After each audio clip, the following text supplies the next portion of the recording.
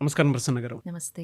చాలా మంది పిల్లల్లో కనుక మనం చూస్తే అండి బిహేవియరల్ చేంజెస్ మనకి ఎప్పటికీ అర్థం కావు. ఎస్పెషల్లీ ఆడపిల్లలు కనుక మనం చూస్తే ఏ రియాక్షన్ అయినా సరే, అంటే వాళ్ళు ఏ విధంగా ఆలోచిస్తున్నారు ఏంటి అనేది ఇంట్లో వాళ్ళకు కూడా కొన్నిసార్లు వాళ్ళ ఆలోచనలు పట్టుకోవడం కష్టమైపోతూ ఉంటుంది. ప్రతి పేరెంట్కి ఉంటుందండి, మన ఆడపిల్ల మన ఇంట్లోనే ఉండాలి, మనం చెప్పినట్టు వినాలి అనుకునేటువంటి వాళ్ళు చాలామంది ఉంటారు. ఆ ప్రాసెస్లోనే తను అర్థం చేసుకోవడానికి ఎక్కువ ప్రయత్నం చేస్తూ ఉంటారు. కానీ కొంచెం తెలివిగా బిహేవ్ చేసేటువంటి వాళ్ళు కొంతమంది ఆడపిల్లలు ఉంటారు. ఆడపిల్ల ఎవరినైనా లవ్ చేస్తే బిహేవియర్ ప్యాటర్న్ అసలు ఏ విధంగా ఉంటుంది అండ్ ఇంట్లో వాళ్ళు కూడా ఎలా గుర్తించాలి దాన్ని, పేరెంట్స్ కూడా? ఆడపిల్లలు కేవలం ప్రేమ కోసం మాత్రమే కాదండి, వాళ్ళకి కావాల్సిన ఐడెంటిటీ ఫార్మేషన్ ఇంకా ఎమోషనల్ సపోర్ట్ లాంటి నీడ్స్ని ఫుల్ఫిల్ చేసుకోవడం కోసం కూడా ఎదురు చూస్తూ ఉంటారు. పర్టికులర్గా అడాలసెన్స్ ఏజ్కి వచ్చిన తర్వాత 13 to 19 years ఈ పీరియడ్లో ఈ వ్యాలిడేషన్ సీకింగ్ అనేది పీక్స్లో ఉంటుందన్నమాట. ఇంకా అప్పటి నుంచి వాళ్ళ మనసులో కొన్ని క్వశ్చన్స్ స్టార్ట్ అయిపోతూ ఉంటాయి.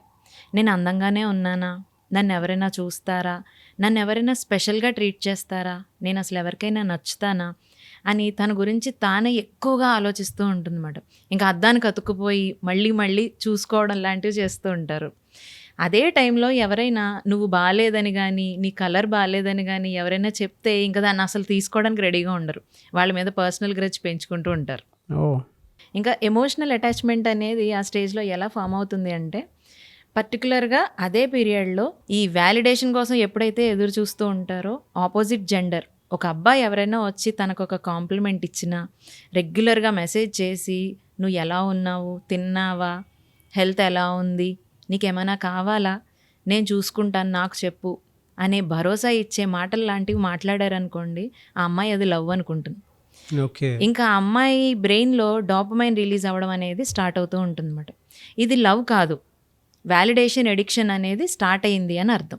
ఓకే, తనని గుర్తించే వాళ్ళ కోసం తను ఇంకా వెంపర్లాడుతూ స్నేహం చేస్తుంది అని అర్థం చేసుకోవాలి. ఇంకా ఈ ప్యాటర్న్స్ ఎలా ఉంటాయి అంటే, సహజంగానే ఆడపిల్లలకి ఈ ఎమోషనల్ బాండింగ్స్ అనేవి చాలా ఈజీగా వస్తూ ఉంటాయి.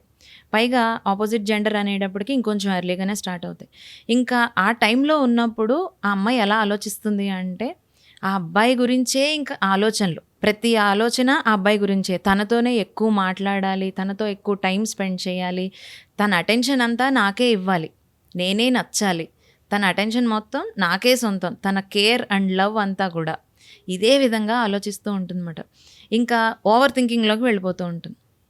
ఆ టైంలో అసలు ఇదంతా ఎందుకు జరుగుతుంది అంటే, తన బ్రెయిన్లో ఆక్సిటోసిన్ అనే ఒక బాండింగ్ హార్మోన్ యాక్టివ్గా వర్క్ చేస్తూ ఉంటుంది. దానివల్ల ఈ బిహేవియరల్ ప్యాటర్న్స్, ఈ ఎమోషనల్ ప్యాటర్న్స్ అనేవి చేంజ్ అవుతూ ఉంటాయి. అందుకే బ్రేకప్ కూడా పెయిన్ఫుల్గానే ఉంటుంది, దాని నుంచి ఓవర్కమ్ చేయడం కూడా కష్టమే. ఆ పెయిన్ని ఆ అమ్మాయి through out the life continue చేస్తుంది తప్ప ఎవరితోనూ చెప్పుకోవడానికి మాత్రం అస్సలే ఇష్టపడదు. ఇంకా తనలో కనబడే బిహేవియరల్ చేంజెస్ ఎలా ఉంటాయంటే, సీక్రెసీ ఫార్మేషన్ అనేది పెరిగిపోతూ ఉంటుందన్నమాట. ఫోన్ దాచడం, ఫోన్కి డిఫరెంట్ ప్యాటర్న్స్ రెగ్యులర్గా మార్చుకుంటూ ఉండడం, పాస్వర్డ్లు పెట్టుకోవడం, యాప్స్ లాక్స్ పెట్టుకోవడం, చార్ట్స్ హైడ్ చేయడం, అచీవ్ చేసి దానికి మళ్ళీ సెపరేట్ లాక్స్ పెట్టుకోవడం, ఫోన్ తిప్పి పెట్టడం, నోటిఫికేషన్స్ ఏమైనా వస్తాయి ఎవరైనా చూస్తారేమో, మళ్ళీ ఆ పర్టికులర్ పర్సన్ కాంటాక్ట్ ఏదైతే ఉందో ఆడపిల్లల పేర్ల మీద మార్చి పెట్టుకోవడం, ఇలాంటివి చేస్తూ ఉంటారు. స్పెసిఫిక్గా సెపరేట్ నోటిఫికేషన్ పెట్టుకుంటే వెంటనే అలర్ట్ అవ్వచ్చు కదా అని నోటిఫికేషన్స్ చేంజ్ చేసుకోవడం, టోన్స్, ఇలాంటివన్నీ కూడా సీక్రెసీ మెయింటైన్ చేస్తూ ఉంటారు అన్నమాట. అసలు ఇదంతా ఎందుకు చేస్తారు అంటే, ఫియర్ ఆఫ్ లూజింగ్ లవ్. ఇప్పుడు ఈ విషయం అంతా బయటపడితే అమ్మా నాన్నల రియాక్షన్ ఏంటో, అసలు నన్ను కంప్లీట్గా అతనికి దూరం చేసేస్తారేమో, నేను ప్రేమించిన వాడు నాకు దూరం అవుతాడేమో అనే భయంతో ఈ సీక్రెసీ అనేది మెయింటైన్ చేస్తూ ఉంటారు. Coming to mood swings. వీళ్ళ మూడ్ స్వింగ్స్ ఎలా ఉంటాయి అంటే, ఒకరోజు చాలా హ్యాపీగా ఉన్నట్టు కనిపిస్తారు, లవ్ సాంగ్స్ వినడం, రొమాంటిక్ సాంగ్స్ వినడం, ఇలాంటివన్నిటిని కూడా మనం చూస్తాం వాళ్ళల్లో. ఒక్కొక్క రోజు కంప్లీట్గా love failure songs, tragedy songs ఇవన్నీ వింటూ ఉంటారు.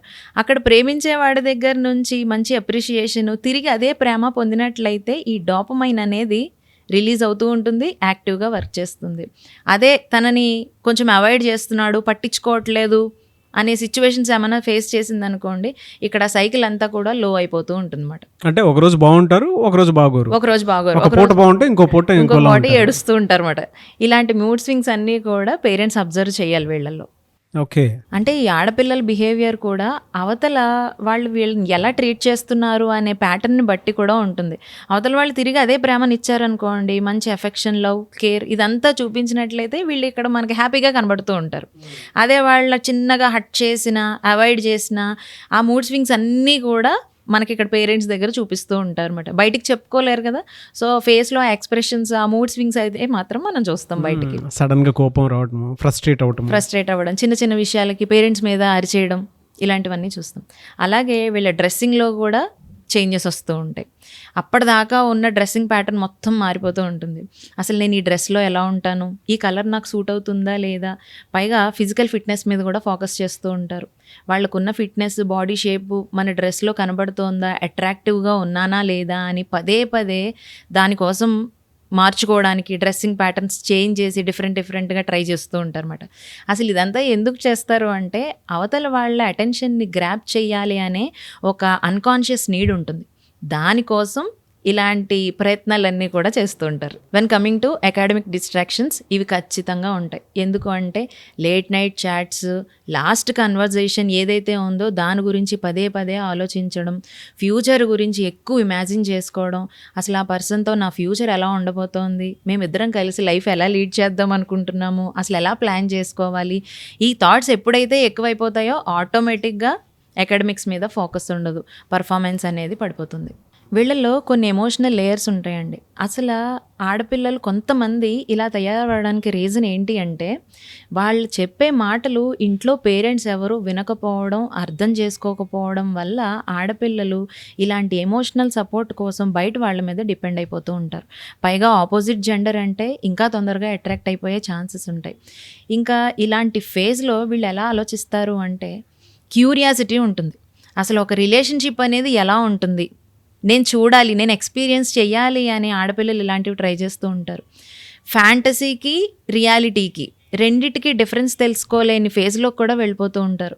ఈ వెబ్ సిరీస్, ఈ సోషల్ మీడియా, మూవీస్ ఇన్ఫ్లుయెన్స్ వల్ల వాళ్ళు ఇంకా ఇదే లైఫ్ స్టైల్ కంటిన్యూ చేయాలి, ఇంకా తనే నాకు కరెక్ట్ అనే ఇంకా ఒక ట్రాన్స్లో బతుకుతూ ఉంటారన్నమాట. అది నిజమా కాదా అనే తెలుసుకునే అవగాహన కోసం కూడా ట్రై చేయరు, ఇంకా అదే నిజమని నమ్ముతూ ఉంటారు. ఇంకా ఫైనల్లీ డేంజరస్ సైకలాజికల్ ఫేస్. ఇది ఎలా ఉంటుంది అంటే ఇంకా అబ్బాయి దూరం అయితే నేను బతకలేనేమో, ఇంకా నా లైఫ్ అంతా ఎంటీ తన లేకపోతే, ఇంకా ఆ థాట్స్లోకి వెళ్ళిపోయి రివర్స్ అవ్వడం స్టార్ట్ చేస్తారు. ఇంకా సైకలాజికల్గా చాలా డిస్టర్బ్ అయిపోయి ఇంకా డీప్గా మునిగిపోయారు కదా లవ్లో, ఇంకా పేరెంట్స్ ఏం చెప్పినా వినే స్టేజ్లో లేరు.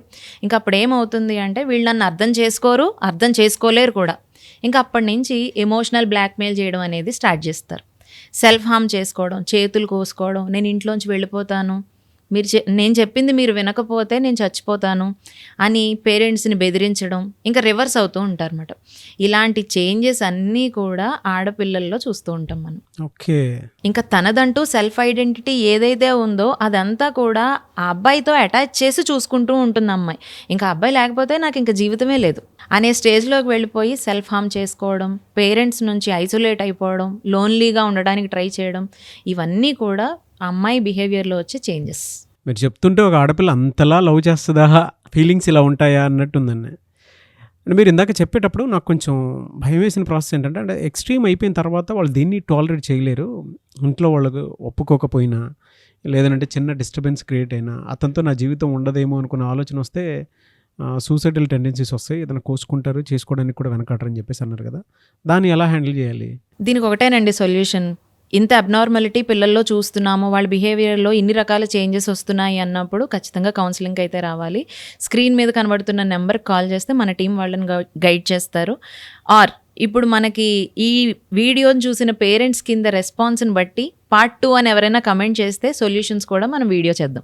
ఓకే, సో పార్ట్ 2 ఎన్ని కామెంట్స్ రావాలండి దానికి? ఒక 100 అనుకుంటున్నాం. ఆ నెంబర్ రీచ్ అయిపోతే ఇమీడియట్గా మనం వీడియో చేసేద్దాం. అమ్మ, ఈ వీడియో చూసిన పేరెంట్స్ ఎవరైతే ఉంటారో మొత్తం చూసిన తర్వాత ఇంట్లో పిల్లల బిహేవియర్ ఆ విధంగా ఉంది అని మీకు అనిపించినప్పుడు ఖచ్చితంగా పార్ట్ 2 వీడియో కావాలి అని కనుక మీరు చేస్తే మేము సొల్యూషన్ రూపంలో ఒక వీడియో చేస్తాము. సో కింద పార్ట్ 2 అని కనుక మీరు మెన్షన్ చేస్తే డెఫినెట్గా ఆ వీడియో వస్తుంది. లేదంటే మీరు డైరెక్ట్గా కౌన్సిలింగ్కి ప్రసన్న గారిని అప్రోచ్ అవ్వచ్చు.